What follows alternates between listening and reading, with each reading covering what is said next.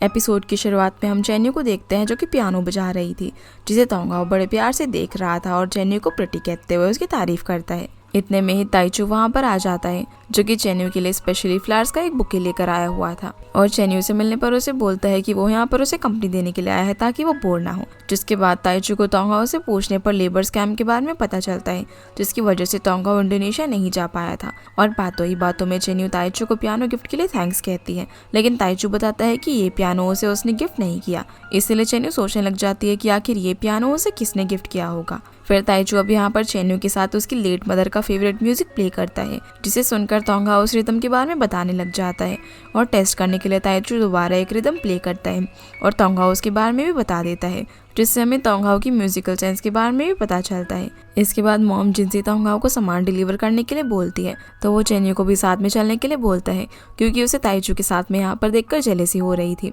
और बहाना बनाता है कि उसे रास्ता नहीं पता है। तो चेन्यू भी उसके साथ जाने के लिए मान जाती है और ताइचू को बाद में पियानो प्रैक्टिस करने के लिए आने को कहती है। और क्योंकि चेन्यू के पैर की मोच अभी पूरी तरह से ठीक नहीं हुई थी, तो तोंगहाओ उसके मना करने पर भी उसे गोद में उठाकर नीचे लेकर आता है, जहाँ पर ताइचू बेचारा तो बस उदास होकर उसे देखता रह जाता है। फिर चेन्यू तोंगहाओ की म्यूजिकल नॉलेज की तारीफ करती है और बताती है कि पहले शायद तुम किसी कॉन्सर्ट या हॉल में वेटर रहे होंगे। सीन अब ताइचू पर आता है जो कि किसी को ग्वानमेई विलेज की इन्फॉर्मेशन दे रहा था और बताता है कि व्हाइट डॉल्फिन्स वाली बात सच हो सकती है, लेकिन अभी वो एविडेंस ढूंढ रहा है। जिसके जवाब में वो आदमी कहता है कि अगर ये बात सच है तो उनका प्लान अच्छे से काम करेगा। इसके बाद हम चेन्यू को देखते हैं जिसका पैर अब पूरी तरीके से ठीक हो चुका था, जिसके लिए तोंगहाओ भी काफी खुश होता है। आगे हम मिस्टर तांग को देखते हैं जिन्होंने अभी तक कॉन्ट्रैक्ट साइन नहीं किया था, तो शू और यूनी उन्हें कॉन्ट्रैक्ट साइन करने के लिए समझाने लगते हैं, जिस पर मिस्टर तांग काफी गुस्सा हो जाते हैं क्योंकि वो किसी भी हालत में इस होटल को बचाना चाहते थे। इधर मॉम और चेन्यू जब अपनी शॉप का हिसाब लगा रहे होते हैं तो तोंगहाओ इनसे हिसाब वाली बुक मांगता है और बुक देते हुए मॉम उसे बोलती है कि सऊदी अरब में एक और जॉब है और वो लीगल भी नहीं है। तो तोंगहाओ उन्हें बताने लग जाता है कि उन्होंने हिसाब लगाते हुए बाकी एक्सपेंस तो जोड़े ही नहीं और सिर्फ टोटल प्रॉफिट लिखा हुआ है। जिसके बाद वो उन्हें उसकी डिटेल समरी बनाकर देता है और पूछता है कि क्या वो यहाँ पर रह सकता है। तो मॉम जिनसी कहती है कि ये तो तुम्हारी परफॉर्मेंस पे डिपेंड करता है। इतने में ही मिस्टर तांग के होटल का एक एम्प्लॉई चेन्यू को होटल की सिचुएशन बताता है, तो चेन्यू उसके साथ वहाँ से चली जाती है। जिसके जाने के बाद तोंगहाओ मॉम जिनसी से सारी बात पूछता है, तो वो भी उसे ग्वानमेई होटल के बारे में सारी चीजें बता देती है, इसलिए वो भी वहाँ की तरफ जाने के लिए निकल जाता है। इधर शू चेन्यू को भी समझा रहा होता है कि मिस्टर तांग ने सेनविन के पास अपने शेयर्स गिरवी रखे थे और कॉन्ट्रैक्ट के अकॉर्डिंग उनका हक है होटल को तोड़ने का। अब मिस्टर तांग यहाँ पर चेन्यू को शांत करवाते हैं क्योंकि वो काफी बहस कर रही थी और शू से अकेले में बात करने के लिए चले जाते हैं, जहाँ मिस्टर तांग चेन्यू को डील ऑफर करता है कि अगर वो उनका होटल ना तोड़े तो वो जुनहाओ के एक्सीडेंट वाली बात मीडिया में लीक नहीं करेगा। जिस पर शू बोलता है कि ये बात तो छोटी है, वो तो अब्रॉड गया है। पर मिस्टर तांग बोलते हैं कि उनके पास प्रूफ है। जिसके बाद शू वहाँ से बिना पेपर साइन करे ही सबको लेकर चला जाता है। जिनके बाहर निकलते ही तोंगहाओ भी वहाँ पर पहुँच जाता है, लेकिन वो दोनों एक दूसरे को नोटिस नहीं कर पाते। फिर मिस्टर तांग अब यहाँ पर चेन्यू को बताते हैं कि उन्हें 1 महीने का टाइम मिला है और उसी वक्त तोंगहाओ मिस्टर तांग के सामने वहाँ पर आ जाता है, जिसे वो देखते ही रह जाते हैं क्योंकि वो जुनहाओ को पहचान गए थे। लेकिन जब चेन्यू तोंगहाओ को अपना कजन बताती है तो मिस्टर तांग चेन्यू को अपने साथ लेकर जाते हैं, जहाँ चेन्यू मिस्टर तांग को सब कुछ बता देती है ये कैसे तोंगहाओ ने मिला था और उसकी याददाश्त अब खो चुकी है और वो ये सारी बातें किसी और को बताने से भी मना करती है। फिर हम शू और यूनी को देखते हैं जिनकी बातों से हमें पता चलता है कि मिस्टर तांग ही वो आदमी थे जिन्होंने पुलिस को एक्सीडेंट के बारे में इन्फॉर्म किया था, जिससे शू को लगता है कि उस एक्सीडेंट के अंदर मिस्टर तांग का हाथ है। लेकिन इस बात से मिस्टर तांग साफ साफ मना कर देते हैं कि उनका इंटेंशन सिर्फ जुनहाओ को हर्ट करना था, पर लास्ट मोमेंट पे उन्होंने अपना प्लान ड्रॉप कर दिया था और शू के पास कोई और रास्ता ना होने की वजह से मिस्टर तांग को उसे 1 महीने का टाइम देना पड़ता है। अब शू यहाँ पर यूनी को रोता हुआ देखकर उसे संभालता है और अंकल आंटी को ये बात बताने से मना करता है। इसके बाद हम मिस्टर तांग और तोंगहाओ को देखते हैं, जहाँ पर मिस्टर तांग उसे किसी भी तरह की परेशानी होने पर उनके पास आने के लिए कहते हैं। फिर वो तोंगहाओ से पूछते हैं कि क्या तुम्हें अपने पास के बारे में कुछ याद है। तब तोंगहाओ बताता है कि उसे अपने पास याद नहीं है और वो अब उसे याद करना भी नहीं चाहता क्योंकि अब मॉम जिनसी शेंजे और चेन्यू इसका परिवार है और ये विलेज उसका घर है। ये कहकर वो यहाँ से चला जाता है। सीन अब चेन्यू और तोंगहाओ की तरफ शिफ्ट होता है, जहाँ तोंगहाओ बताता है कि इस हालत में मिस्टर तांग का 8 मिलियन युआन का डेट पे करना नेक्स्ट टू इम्पॉसिबल है और ऊपर से होटल की मैनेजमेंट सर्विस और फर्नीचर भी अच्छी नहीं है। इस कंडीशन में होटल अच्छे से रन नहीं हो पाएगा, इसलिए उन्हें ये होटल सेनविल को सौंप देना चाहिए।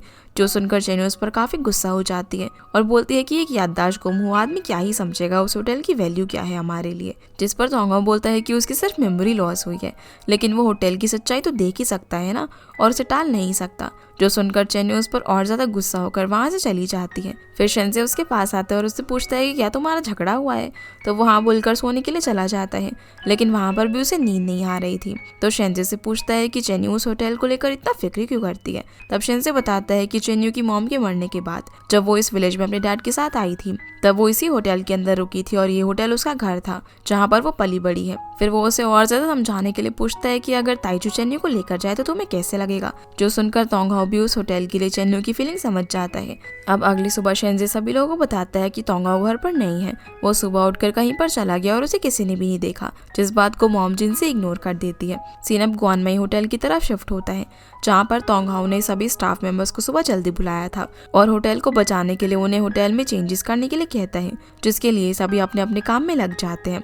और थोड़ी देर के बाद चेन्नई भी वहाँ पर आ जाती है, जो कि होटल को नए लुक को देखकर काफी इम्प्रेस हो जाती है। फिर वो तोंगहाओ से पूछती है कि वो ये सब क्या कर रहा है। तो तोंगहाओ बताता है कि मैं इस जगह को तुम्हारे लिए प्रोटेक्ट करूंगा, क्योंकि तुम्हारा बचपन यहीं पर बीता है और इस जगह से तुम्हारे काफी इमोशंस जुड़े हुए हैं। जो सुनकर चेन्नई काफी इमोशनल हो जाती है। फिर जब मिस्टर तांग वहाँ पर आते हैं तो वो होटल को साफ सुथरा वो देखकर पूछते हैं कि कोई इंस्पेक्शन करने वाला यहाँ पर आ रहा है क्या। पर चेन्नई बताती है कि होटल की बेटर मैनेजमेंट और बिजनेस में बूस्ट लाने के लिए चेंजेस किए जा रहे हैं और ये सारा प्लान तोंगहाओ का है। फिर तोंगहाओ सभी लोगों को बताने लगता है कि उसने होटल की पिछले 3 साल की फाइनेंशियल सिचुएशन देखी है। तो यहाँ पर मिस्टर तांग अपने एम्प्लॉयज को डांटने लग जाते हैं कि उन्होंने कॉन्फिडेंशियल इन्फॉर्मेशन तोंगहाओ को क्यों दी। तब चेन्नई तांग को चुप कराने के लिए बोलती है कि ग्वानमेई होटल ने हर महीने 100,000 युआन के कस्टमर्स खोए हैं और सिवाय मक्खियों के यहाँ पर कोई नहीं रहता। तभी ताइचू बीच में आकर बोलता है कि क्या तुम्हें मैं मक्खी लगता हूँ। फिर तोंगहाओ अब यहाँ पर कस्टमर सेटिस्फेक्शन और प्रॉपर बिजनेस प्लान के बारे में बताता है, जिसे देखकर ताइचू भी अपनी नॉलेज से काफी सारी इन्फॉर्मेशन सभी के सामने शेयर करता है और होटल में काफी सारी चीजें इंप्रूव कराने के लिए बताता है।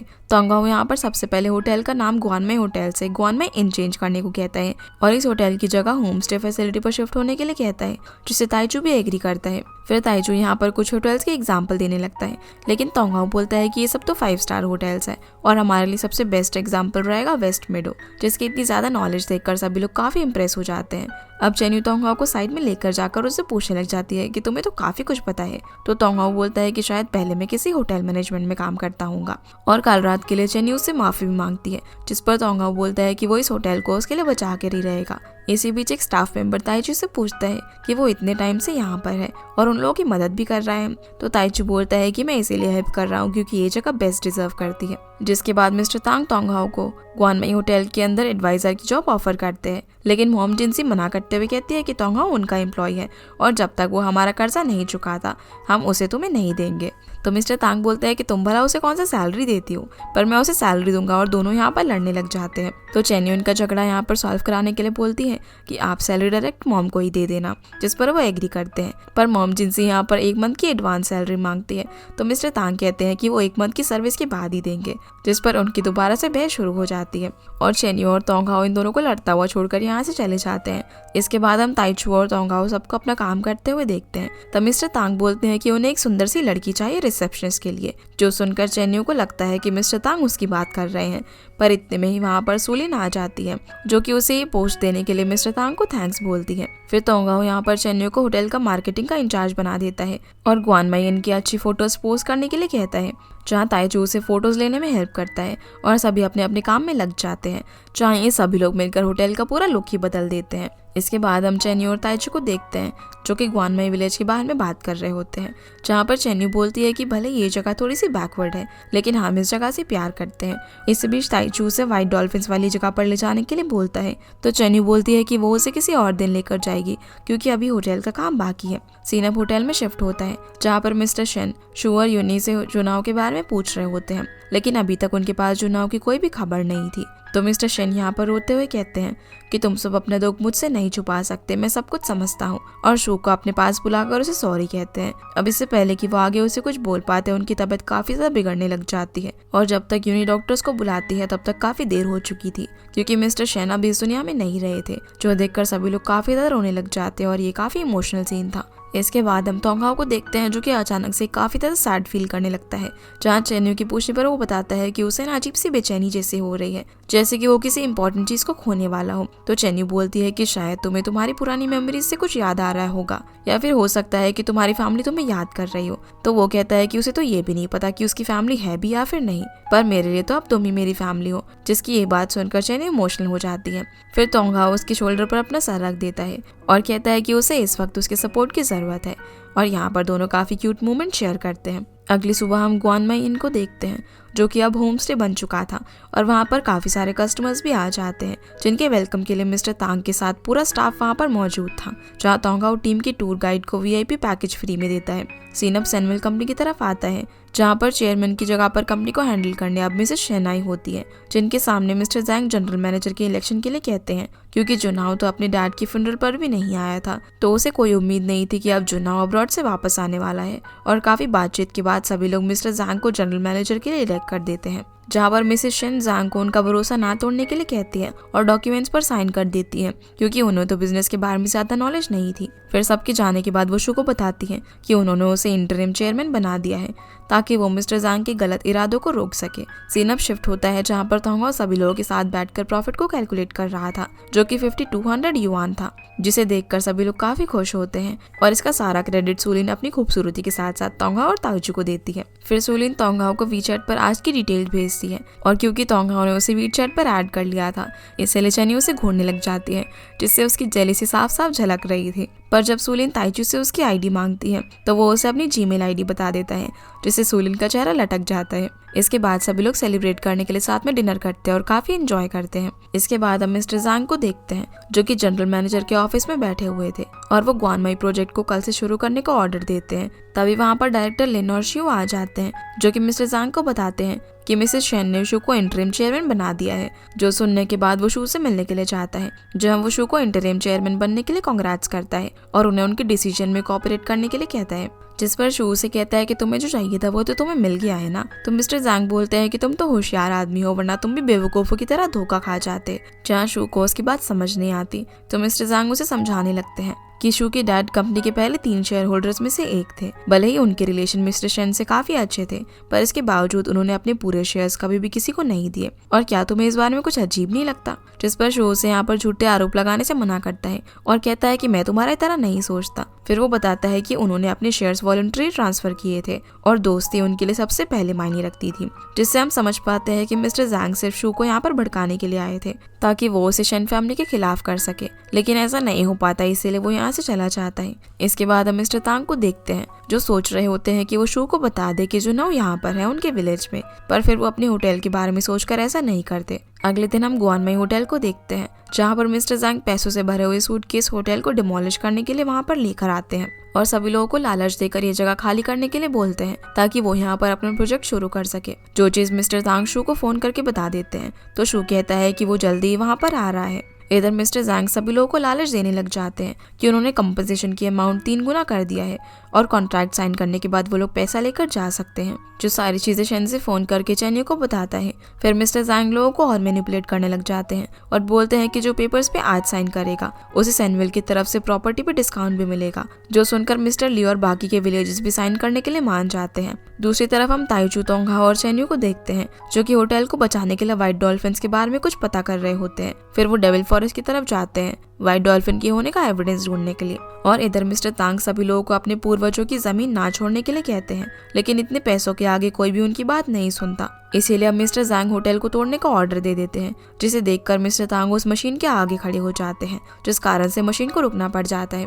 अब सभी लोग यहाँ पर मिस्टर तांग को समझाते हैं, लेकिन वो कॉन्ट्रैक्ट पेपर्स उठा लेते हैं, जिस कारण से सभी लोगों में काफी बहस होने लग जाती है और मिस्टर जैंग इन सब का काफी मजा ले रहे थे। इसी बीच मॉम जिंजी चेन्यू को फोन लगाती है और उसे वहाँ पर जल्दी से आने के लिए कहती है, तो चेन्यू उन्हें बोलती है कि ये सब कुछ जितना हो सके उतना डीले करो। सीन अब चेन्यू और बाकी लोगों पर शिफ्ट होता है, जो कि डेविल फॉरेस्ट में अंडर वाटर डाइविंग सूट के साथ उस खड्डे के पास जाते हैं जहाँ वो पहले गिरी थी। फिर वो एक एक करके उसमें नीचे उतर जाते हैं। सीरे वापस से मिस्टर तांग के पास आता है, जहाँ पर मॉम जिंसी काम में देरी लाने के लिए मिस्टर तांग से झगड़ा करने लग जाती है और मिस्टर तांग एक एक करके सारे कॉन्ट्रैक्ट पेपर्स फाड़ने लग जाते हैं। और ये पूरा तमाशा देखकर मिस्टर जैंग काफी ज्यादा खुश हो रहे थे। फिर हम चेन्यू को देखते हैं, जो कि ताइचू और तोंग के साथ बीच पर पहुंच जाती है, जिनकी बातों से हमें पता चलता है कि व्हाइट डॉल्फिन एक इंडेंजर्ड स्पीशीज है, और अगर वो व्हाइट डॉल्फिन्स का इस आइलैंड पर होना प्रूव कर देंगे तो वो लोग इंडेंजर्ड स्पीशीज को प्रोटेक्ट करने के लिए सैनविल की कमर्शियल डेवलपमेंट प्रोजेक्ट को रोक सकते हैं। अब ये लोग चेन्यू को बीच पर छोड़कर पानी में डॉल्फिन्स को ढूंढने के लिए निकल जाते हैं। हालांकि तोंगहाओ को तैरना नहीं आता था, पर वो डाइविंग सूट पहनकर तैर सकता था।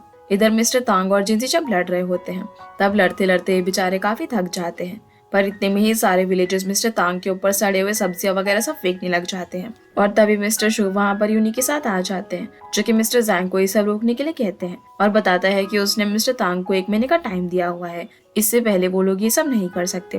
इसी बीच मॉम जिनसी मिस्टर तांग को बचाने के लिए उन्हें एक अम्ब्रेला से कवर कर देती है, पर तभी उन पर कोई एक बड़ा सा बॉक्स फेंक देता है और मॉम जिनसी को बचाने के लिए मिस्टर तांग उस बॉक्स के आगे आ जाते हैं, जिस वजह से उन्हें कमर में चोट लग जाती है और वो नीचे गिर पड़ते हैं। वहीं बीच पर तोंगा और ताइचू वापस आ जाते हैं और बताते हैं कि उन्हें एविडेंस मिल गया है, जो सुनकर चेन्यू काफी खुश होती है। इधर मिस्टर तांग सभी विलेजर्स को गुआनमाई विलेज छोड़कर ना जाने के लिए कहते हैं और उसकी इम्पोर्टेंस के बारे में बताने लग जाते हैं कि वो सभी लोग यहीं पर पले बड़े हैं और अगर वो लोग इसे छोड़कर चले जाएंगे तो वो बाद में इस विलेज में घूमने के लिए तो आ सकते हैं, लेकिन उनकी यादें फिर वहाँ पर नहीं रहेंगी। जहाँ उनके काफी समझाने के बाद विलेजर्स को भी ये बात समझ में आ जाती है कि वो अपने पूर्वजों की बसाई हुई जगह के साथ कितना गलत कर रहे हैं। सीना फिर से चेन्यू पर आता है, जहाँ ये लोग बीच से एविडेंस लेकर निकल ही रहे थे, पर तभी रस्सी के खुलने की वजह से तोंगा उस गड्ढे के अंदर गिर जाता है और उसके सर पर पत्थर से टकराने की वजह से चोट लग जाती है। जहाँ चेन्यू उसकी मदद करने के लिए वहीं पर रुकना चाहती थी, लेकिन तोंगा उसे बोलता है कि तुम्हें फोटोज लेकर वहाँ पर जाना होगा, नहीं तो काफी देर हो जाएगी, और सनविल को रोकने के लिए वो उसकी हिम्मत बढ़ाता है। फिर ताइची भी उसे समझाता है और कहता है कि वो तोंगा को यहाँ से निकाल लेगा और तुम्हें वापस जाना चाहिए, जिसके लिए चेन्यू मान जाती है। सीना वापस से गुआनमाई विलेज की तरफ आता है, जहाँ पर शू सभी लोगों को कॉन्ट्रैक्ट साइन करने के लिए टाइम देता है, पर मिस्टर जांग सभी लोगों को एक बेटर फ्यूचर का सपना दिखाने लग जाता है और सभी को साइन करवाने के लिए कन्विंस करने लग जाता है। इतने में ही वहाँ पर चेन्यू व्हाइट डॉल्फिन्स की एग्जिस्टेंस का प्रूफ साथ में लेकर आ जाती है और मिस्टर जांग के सामने डटकर खड़े होकर उससे लॉ के काफी सारे रूल्स वगैरह बताने लग जाती है कि लॉ के अकॉर्डिंग एंडेंजर स्पीशीज के हैबिटेट जोन में किसी भी तरह की डेवलपमेंट करना मना है। फिर वो उसे मरीन एनवायरनमेंट प्रोटेक्शन एक्ट के बारे में बताने लग जाती है, जिसकी बातें और कॉन्फिडेंस को देखकर मिस्टर जैंग और शू को जुनहो की याद आ जाती है और वो बताती है कि उनके पास व्हाइट डॉल्फिन्स की प्रोडक्शन के लिए क्वालिफाइड लोग भी हैं। इसीलिए अगर इस सब के बाद तुमने यहाँ से एक पत्थर भी हटाया तो तुम लीगल प्रॉब्लम में फंस जाओगे और एक के बाद एक प्रॉब्लम्स के लिए रेडी रहना। जिसकी ऐसी बातें सुनकर मिस्टर जांग की बोलती बंद हो जाती है। फिर शो अब यहाँ पर मिस्टर जांग को डॉल्फिन्स के बारे में पता करने के लिए कहता है, जिसके बाद अगर चेन्यू की बात सच हुई तो वो लोग गुआनमाई विलेज के प्रोजेक्ट को कंटिन्यू नहीं कर सकते। फिर चेन्यू भी यहाँ पर सभी विलेजर्स को समझाती है कि वो खुद गुआनमाई विलेज को एक बेटर प्लेस बनाएंगे और शू भी यहाँ पर गाँव वालों से माफी मांगता है और जल्दी कोई ना कोई सोल्यूशन निकालने का भरोसा दिलाता है, जिस वजह से यहाँ पर तो सब कुछ सॉर्ट हो जाता है। और फिर चेन्यू यहाँ से सीधा हॉस्पिटल तोंगहाओ से मिलने के लिए जाती है, जहाँ पर तोंगहाओ को चोट लगने पर ताइचू चेकअप कराने के लिए लेकर आया था, पर चेन्यू यहाँ पर किसी और को तोंगहाओ समझ लेती है, जिससे काफी ज्यादा चोट आई हुई थी, इसलिए वो उसे देखकर जोर जोर से रोने लगती है और उसे कहती है कि वो आगे से कभी भी उसे तंग नहीं करेगी, वो उसे माफ कर दे। तभी पीछे से तोंगहाओ ताइचू के साथ वहाँ से बाहर आता है और वो दोनों चेन्यू को ऐसा करते हुए देखकर हंसने लगते हैं। और जैसे ही चेन्यू यहाँ पर उसे सही सलामत देखती है तो वो काफी इमोशनल हो जाती है, जिसे इस तरह देखकर तोंगहाओ उसे गले लगा लेता है और इन दोनों को इस तरह साथ में देखकर ताइचू थोड़ा सा अपसेट हो जाता है। अब जब ये लोग वापस से गुआनमाई होटल जाते हैं तो वहाँ पर इन लोगों का शानदार तरीके से वेलकम होता है, जहाँ सभी इन तीनों को थैंक्स कहते हैं आज के लिए। इसी बीच सभी लोग मॉम जिनसी को भी बोलने लग जाते हैं कि कैसे उन्होंने आज मिस्टर तांग को अम्ब्रेला से बचाया, पर इसके बीच में भी इन दोनों की फिर से बहस शुरू हो जाती है। अगले सीन में तोंगहाओ छत पर अकेले बैठा हुआ था और हमें पता चलता है कि हॉस्पिटल में डॉक्टर ने तोंगहाओ को बताया कि एक छोटी सी सर्जरी के बाद तुम्हारी पुरानी याददाश्त वापस आ जाएगी। तभी चेन्यू वहाँ पर आ जाती है, जो कि तोंगहाओ के लिए जूस लेकर आई थी, और बातों ही बातों में तोंगहाओ उससे पूछता है कि क्या वो चाहती है कि उसकी मेमोरी वापस आ जाए, तो चेन्यू उसे कोई भी जवाब नहीं दे पाती। इसीलिए तोंगहाओ उसे बोलता है कि मेरे लिए तो मेरा प्रेजेंट इंपॉर्टेंस रखता है, और यहाँ पर ये दोनों स्टार्स को देखते हुए काफी बातें करते हैं। इसके बाद सीन सनविल कंपनी में शिफ्ट होता है, जहाँ पर इन्वेस्टिगेशन रिपोर्ट में व्हाइट डॉल्फिन्स की प्रेजेंस प्रूफ हो चुकी थी। इसलिए अब वो लोग गुआनमाई विलेज में काफी बड़े हिस्से पर डेवलपमेंट प्रोजेक्ट नहीं कर पाएंगे। इसीलिए मिस्टर जांग चिल्लाते हुए सारी गलती शू और जुनहो पर डाल देते हैं, जो कि इतने दिनों से कहाँ पर है किसी को पता नहीं। तभी यूनी उसे बता देती है कि जुनहो मिसिंग हो गया है, और सारी सच्चाई बताने के बाद वो वहाँ से रोते हुए चली जाती है, जिसके पीछे पीछे शू भी जाता है और मिस्टर जांग ये जानकर काफी हैरान था। शू अब यहाँ पर यूनी को कंफर्ट करता है और उसे जुनहो की स्ट्रेंथ और विल पावर के बारे में याद दिलाता है कि बचपन में एक वाइल्ड ट्रेनिंग कैंप में सेल्फ कंट्रोल प्रैक्टिस करने के दौरान वो जुनहो ही था जिसने लास्ट तक बेल नहीं प्रेस की थी, और बोलता है कि मुझे पूरा यकीन है कि जुनहो वापस आएगा।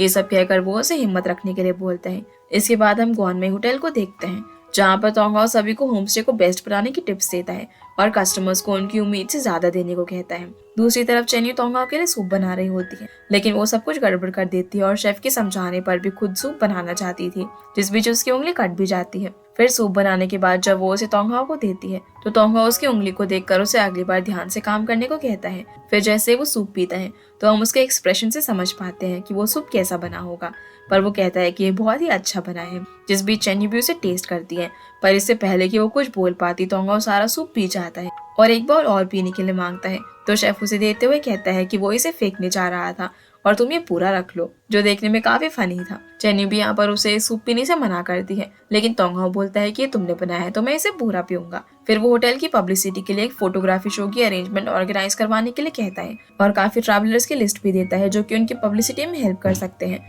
और सेम प्लान के साथ ताइचू भी अपनी लिस्ट लेकर वहाँ पर आ जाता है, जिसके अंदर सिर्फ एक गेस्ट का नाम था, और बताता है कि उसने डॉल्फिन जोन के लिए एप्लीकेशन डाल दी है। फिर तोंगहाओ चेन्यू से ग्वानमई होटल की सभी फोटोज निकलवाने के लिए कहता है। इसके बाद हम मिस्टर जांग को देखते हैं, जो बताता है कि जीक्यू वेंचर से मिस्टर वांग कुछ दिनों में चाइना वापस आ रहे हैं और वो जुनहाओ से मिलकर व्हाइट डॉल्फिन वाले इंसिडेंट पर डिस्कस करना चाहते हैं, और अगर ऐसा नहीं हुआ तो वो अपनी इन्वेस्टमेंट वापस ले लेंगे, जिससे कि सनविल कंपनी क्राइसिस का शिकार हो सकती है। इसलिए मिसेस शेन अब जैंग को ये कंपनी बचाने के लिए कहती है। दूसरी तरफ वो सूप पीने के कारण बेचारे तोंगहाओ का पेट एकदम गड़बड़ हो गया था और उसे बार बार वॉशरूम जाना पड़ रहा था, जिससे उसकी हालत काफी खराब हो जाती है। इधर सैनविल में डायरेक्टर लिन और शिव जुनहाओ के गायब होने पर हंस रहे होते हैं, पर जांग उन्हें गुस्से से देख रहा था, जिससे हम समझ पाते हैं कि वो भी जुनहाओ की फिक्र करता है। सेना वापस से तोंगहाओ पर आता है, जहाँ उसे पता चलता है कि उसकी जगह चेन्यू सामान की डिलीवरी करने गई है और उसे रेस्ट करने को कहा है। फिर मॉम जिंजी तोंगहाओ से बात करती है और उसे समझाती है कि जब तुम्हारी याददाश्त वापस आ जाएगी